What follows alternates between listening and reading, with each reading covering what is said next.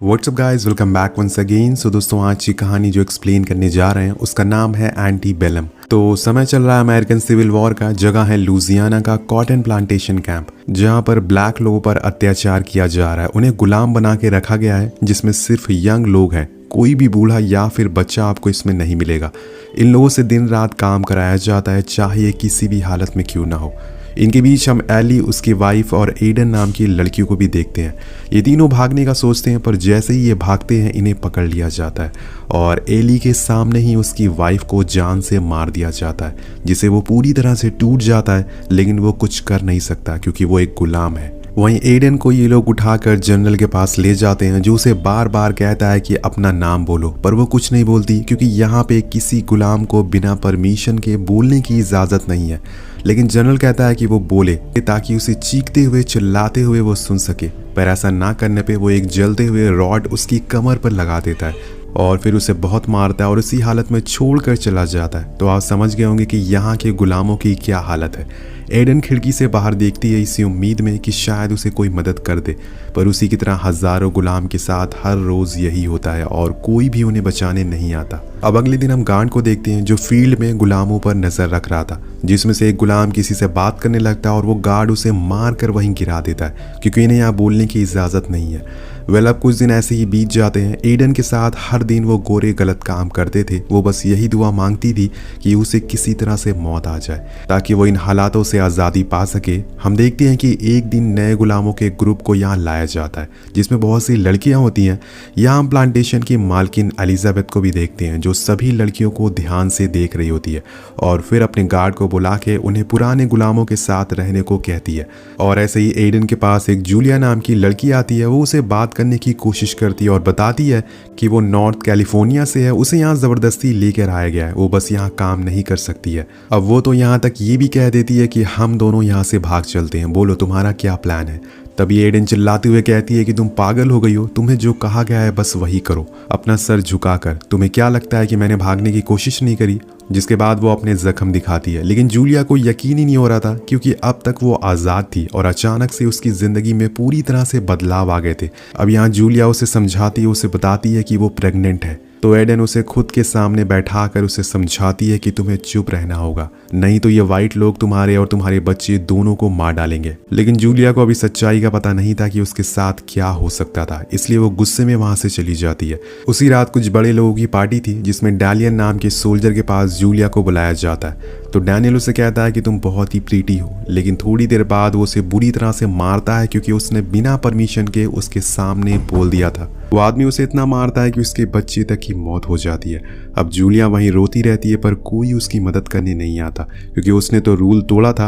अब अगले दिन वो उसी हालत में काम करने जाती है क्योंकि उसके पास कोई ऑप्शन नहीं था। अब काम करते हुए उसे दर्द होना चालू हो जाता है और वो चीखती है और वहीं गिर जाती है। इसके बाद हम उसी गार्ड को देखते हैं। वो आकर एली के कानों में कहता है कि ओ, तो तुम अपनी वाइफ को मिस कर रहे हो, जाओ जाकर वो रूम साफ करो। एली जब उस रूम में जाता है तो उसे अपनी आंखों पर यकीन नहीं होता। उसके पैरों के नीचे उसकी वाइफ की एशेस थी, जिन्हें इन गोरों लोगों ने दफनाने की बजाय ही जला डाला था। उसकी राख में उसकी वाइफ की लॉकेट मिलती है, जिसे वो पहन लेता है और उस राख को देखकर वो अंदर से टूट जाता है और बस वहीं बैठकर रोने लगता है। उसका बस इतना कसूर था कि वो ब्लैक था। अगर इसका भी रंग गोरा होता तो आज इसका प्यार इसके पास होता। वहीं दूसरी ओर हम एडन को देखते हैं, जो कि जनरल के रूम में थी। वहाँ उसके साथ वही होता है जिसकी अब उसे आदत हो चुकी है। जिसके बाद वो सो जाती है, लेकिन जब उसकी आंख खुलती है तो उसके आसपास का माहौल ही बदला हुआ था। यहाँ पे हम एडन को देखते हैं, पर एक नई आइडेंटिटी के साथ, वेरोनिका के नाम से। अब उसके साथ साथ उसका हस्बैंड कैनेडी और उसकी बेटी एली भी मौजूद थी। वो एक बहुत बड़ी सोशियोलॉजिस्ट थी। पर आप लोग सोच रहे होंगे कि पहले तो ये किसी और ज़माने में थी, पर अचानक से 21वीं सेंचुरी में कैसे आ गई। तो हम आपको बता दें कि ये कोई टाइम ट्रैवल नहीं है। कुछ ही देर में आपको एक बहुत ही बड़ा ट्विस्ट मिलने वाला है जो आपका दिमाग हिला देगा। आगे बढ़ते हैं। अब यहाँ हम वेरोनिका को एक डिबेट करते हुए देखते हैं, जहाँ वो ब्लैक के साथ हो रहे बर्ताव के लिए अपनी राय देती है और लोगों को बता रही थी कि ये सब जो भी हो रहा है सब गलत है और इसके ऊपर वो आवाज़ भी उठाएगी। इसके बाद उसकी एलिजाबेथ नाम की लड़की से एक वीडियो कॉल होती है, जो उसकी लिपस्टिक का मजाक उड़ाते हुए कहती है कि तुम्हारी लिप्स तुम्हारी स्किन टोन से मैच नहीं हो रही है, जिससे नाराज होकर वेरोनिका कॉल को काट देती है। पर तब तक वहाँ उसकी बेटी आ जाती है जिसने एक ड्राइंग बनाई थी, जिसे देखकर वो बहुत ही खुश होती है। वेल यहाँ में पता चलता है कि वेरोनिका को एक सेमिनार में जाना है जहाँ पे उसे एवरी लाइव्स मैटर पर स्पीच देनी है। अब कुछ ही देर में हम उसे होटल में देखते हैं जहाँ पे उसके लिए किसी ने कॉटन प्लांट का बुक ही सेंड किया था, जिस पे लिखा था कि looking forward to your home. अब इसका मतलब क्या है ये तो आपको आगे पता चलेगा, पर आपने उन कॉटन्स को देखकर कुछ आइडिया लगा लिया होगा। अब वेरोनिका अब सेमिनार में होती है, पर उसके पीछे हम उसके ही रूम में एक और लेडी को देखते हैं जो उसकी बेटी की बनाई हुई पेंटिंग को बहुत ही ध्यान से देखती है और फिर चली जाती। सेमिनार शुरू होता है और वो अपना ब्रांड लॉन्च करती है, एंग्री ब्लैक वुमेन, और कहती है कि जिस तरह से ब्लैक वुमेन को इग्नोर किया जा रहा है हमें वो नहीं होने देना है, हमें उनके लिए आवाज उठानी है। वेल अब शो पूरा होने के बाद वो अपने रूम की तरफ बढ़ती है जहाँ पे हम उसके साथ लिफ्ट में एक बच्ची को देखते हैं जो उससे कहती है कि कुछ भूलना मत वरना तुम मुसीबत में पड़ सकती हो। वेल क्या आप में से किसी ने इस बच्ची को पहचाना? ये वही बच्ची है जिसे हमने शुरुआत में देखा था कॉटन प्लांटेशन में एज ए एलिजाबेथ डॉटर के रूप में, जिसने जूलिया को उसका नाम दिया था। पर ये यहाँ क्या कर रही है? वेल ये बस आपको कुछ ही देर में पता लग जाएगा। अब हम एक बार फिर से वेरोनिका पर आ जाते हैं जो अपने दोस्तों के साथ पार्टी पे जा रही थी। अब सारे एक रेस्टोरेंट में जाते हैं, पर यहाँ हमें एक अजीब सी चीज देखने को मिलती है कि 21वीं सेंचुरी में भी वेरोनिका और उसके दोस्तों को कॉर्नर वाली टेबल प्रोवाइड कराई जाती है, ना कि बीच वाली, क्योंकि वो लोग ब्लैक थे। अब पार्टी पे जाते टाइम वेरोनिका कैनेडी को थैंक यू का मैसेज करती है क्योंकि उसे लग रहा था कि वो कॉटन फ्लावर्स उसी ने भेजे थे, लेकिन वो उसे बताती है कि मैंने नहीं भेजे। अब वो इस बात पर ज्यादा ध्यान नहीं देती है कि वो फ्लावर्स किसने भेजे, लेकिन अगर फ्लावर उसने नहीं भेजे तो किसने भेजे।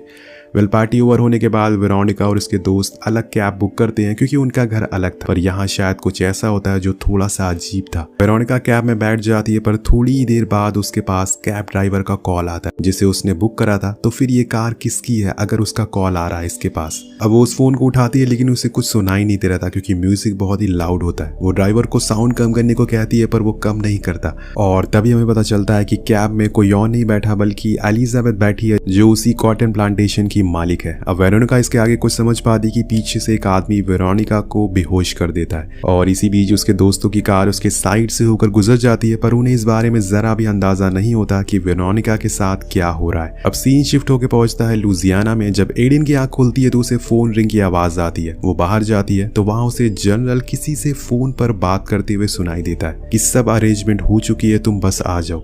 हाँ, उसके हस्बैंड बच्चे और तुम वहाँ संभाल लो, मैं यहाँ उनको संभाल लूंगा। अब यहाँ एडन को समझ आ गया था कि उसे यहाँ असल में पिछले 7 हफ्तों से अगवा करके रखा गया था। यहाँ पर जो भी लोग थे उनके साथ भी यही हो रहा था। यहाँ के नेटिव लोग या फिर गोरे लोग, उन्हीं से धोखे में रखा गया था कि कोई टेक्नोलॉजी यहाँ से बाहर नहीं है, वो बस गुलामों की दुनिया में जी रहे हैं।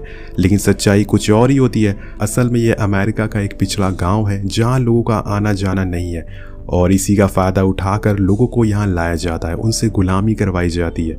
और ये लोग बस ऐसा मानते हैं कि ये सिविल वॉर के समय में जी रहे हैं, जब अमेरिका में काले और गोरों के बीच में भेदभाव होता था, और वही आज भी ये लोग कर रहे हैं। वेल वहीं अब एडन को समझ आ गया था कि उसे अब जनरल के उसी फोन की तलाश है जिसे वो यहाँ से निकल सकेगी और मदद के लिए लोगों को बुला सकेगी।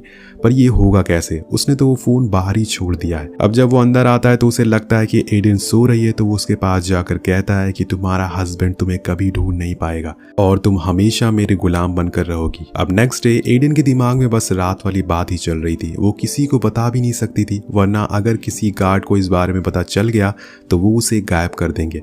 पर इसी बीच हमें पता चलता है कि जूलिया काम करने नहीं आई है। अब गार्ड एडन को उसके रूम में जाकर चेक करने को कहता है। जब एडन वहां पहुंचती है तो उसके होश उड़ जाते हैं। वो जूलिया की लाश सीलिंग से लटकी हुई देखती है। अब ये देखकर वो पूरी तरह से सहम जाती है। जूलिया को लगने लगा था कि वो कभी यहाँ से नहीं निकल पाएगी, इसलिए उसने खुद की जान दे दी। लेकिन एडन जूलिया जितनी कमजोर नहीं है, वो आजाद होकर रहेगी। अब उसके अंदर बहुत सारा गुस्सा और नफरत भर चुकी है। वो दोबारा फील्ड में जाती है और एली से कहती है कि हम आज यहाँ से भागेंगे, रात में तैयार रहना। अब कुछ ही देर में अंधेरा हो जाता है। जनरल भी सो गया था। एडन मौका देख के फोन ऑन करके बाहर आ जाती है क्योंकि फोन बस जनरल के फेस से ही खुलता था। अब बाहर आने पे उसे एली भी दिख जाता है। दोनों साथ में आगे बढ़ते हैं, पर बीच में ही उन्हें 2 गार्ड्स दिख जाते हैं, जिसकी वजह से उन्हें फोन वहीं छुपाना पड़ता है। अब वो फ़ोन जब गार्ड को मिलता है तो वो उसे अपने पास रख लेता है क्योंकि इस एरिया में फ़ोन का इस्तेमाल करना अलाउड नहीं है। पर जिस गार्ड के पास फ़ोन होता है उसे टॉयलेट आ जाता है, जिसे करने वो झाड़ियों में चला जाता है, जहाँ पे एली उसे पकड़ लेता है और जान से मार देता है। जिसके बाद एडन फौरन 911 पर कॉल करती है, लेकिन वो कुछ बता पाती है कि तब तक कॉल ड्रॉप हो जाती है और इन दोनों की इतनी बुरी किस्मत होती है कि फ़ोन भी बंद हो जाता है। सो एडन एली को बताती है कि ये फ़ोन जनरल के फेस से ही खुलेगा, इसलिए हमें वापस अंदर जाना होगा। अब एली उसका साथ देता है तो वो अंदर जाती है, पर तब तक जनरल उठ चुका था। वो एडन को देख लेता है और बहुत मारता है, पर इसी बीच एली भी वहां आ जाता है और एडन को बचाने के चक्कर में उसकी और जनरल की लड़ाई होने लगती है और इस लड़ाई में बेचारा एली मारा जाता है। लेकिन एडन भागकर बाहर आ गई थी और उसके पीछे पीछे जनरल भी होता है। वो चुपके से उस पर हमला कर देती है, जिससे वो वहीं गिर जाता है, पर मरने से पहले वो उसका फ़ोन अनलॉक कर लेती है। अब यहाँ वो इस बारी पुलिस को नहीं बल्कि सीधा अपने हस्बैंड कैनेडी को कॉल लगाती है। जब फ़ोन उठाता है तो उसे तो यकीन ही नहीं होता, पर एडन कहती है कि मैं ठीक हूँ, मैं तुम्हें यहाँ का पिन दे रही हूँ, जल्दी से पुलिस को लेकर यहाँ पर आ जाओ। अब इसके बाद वो उसे अपनी लोकेशन सेंड कर देती है और जनरल का घोड़ा लेके जाने लगती है। लेकिन तब तक वहाँ एक और गार्ड आ जाता है और ये वही था जिसने एडन को किडनैप किया था। वो उसे झूठ बोलती है कि जनरल पता नहीं कैसे बट रूम में लॉक हो गया है, चलो जल्दी चलो। पर यहाँ वो उसे धोखे से उसी रूम में लॉक कर देती है और उसे जिंदा ही जला देती है। अब ये उसका बदला था जो गोरो ने उसके और एली के साथ किया था। इसके बाद वो अब एली के पास जाती है, पर तब तक उसने दम तोड़ दिया था। वो जनरल का घोड़ा लेके यहाँ से दूर जाती है, लेकिन देखते ही देखते उजाला भी होने लगता है, जिसकी वजह से एडन को घोड़े को भागने में आसानी हो रही थी। लेकिन तभी कुछ ही दूरी पे उसे एलिजाबेथ दिख जाती है जो अपने घोड़े से उसका पीछा कर रही थी। वो एडन को देख लेती है और अंधाधुंध गोलियां चलाने लगती है, पर एडन अपने घोड़े को आगे करके खुद कहीं छुप जाती है। और यहाँ एलिजाबेथ एक राज खोलती है कि उसके जितने भी गुलाम यहाँ काम करते हैं सबको उसने चुना है, लेकिन सिर्फ एक वही है जिसे उसके डैड ने चुना है, क्योंकि उसके अंदर एक आग है ब्लैक रेसिज्म को बंद करने की, जो मेरे डैड को बिल्कुल पसंद नहीं आई थी। और वो ये भी बताती है कि जिस आदमी से तुम डिबेट कर रही थी टीवी शो पर, वो कोई और नहीं बल्कि मेरे डैड थे। तुमने वहां उन्हें चुप करवा दिया, लेकिन अब यहाँ तुम नहीं बच पाओगे। अब ये सब सुनने के बाद एडन का गुस्सा बाहर आ जाता है। वो बड़ी चालाकी से एलिजाबेथ के गले में एक रस्सी अटका देती है, लेकिन एलिजाबेथ उसे हटा देती है, जिसके बाद उन दोनों में हाथापाई होना शुरू हो जाती है, जिसमें डैन की जीत होती है। जिसके बाद वो उसी रस्सी को अपने घोड़े से बांध लेती है और एलिजाबेथ को घसीटते हुए ले जाती है। ये उसका और उन लड़कियों का बदला था जिससे एलिजाबेथ ने उसकी आज़ादी छीनी थी। और आखिर में वो एक दीवार से उसे टकरा देती है, जिससे कि एलिजाबेथ की मौत हो जाती है। पर यहाँ भी एडन के लिए मुसीबतें कम नहीं हुई थी। आगे ढेर सारे गार्ड उसका इंतजार कर रहे थे, तार उस पर गोलियां चला रहे थे। अब यहाँ एक ऐसा सीन आता है जो सभी के रोंगटे खड़े कर देता है। एडन उन सभी को चीरते हुए वहां से बाहर निकलती है और तभी हम वहां पुलिस कार को देखते हैं, जिसे देखकर एडन रोने लगती है। अब वहां पर लोगों को, टूरिस्ट को पता ही नहीं था कि अमेरिका में ऐसा भी हो रहा है। सभी लोग पूरी तरह से शॉक हो जाते हैं और एडन की बहादुरी की वजह से सभी लोगों को बचा लिया जाता है। कहानी के आखिर में हमें पता चलता है कि जिस पार्क में ये सब चल रहा है वो असल में एक अमेरिकन सिविल वॉर पार्क है, जो कि टूरिस्ट स्पॉट था, लेकिन इस हादसे के बाद उसे पूरी तरह से खत्म कर दिया जाता है। इस कहानी से हमें एक चीज जरूर सीखनी चाहिए कि कुछ लोग अभी भी दुनिया में हैं जो जात पात और काले में भेद करते हैं। उन्हें अपनी सोच को बदलना चाहिए। आपको ये कहानी कैसे लगी नीचे कॉमेंट करके जरूर बताएगा। मिलते हैं आपसे अगली वीडियो में। Thank you so much watching. Latest updates के लिए सब्सक्राइब करें और बेल आइकन को प्रेस करें।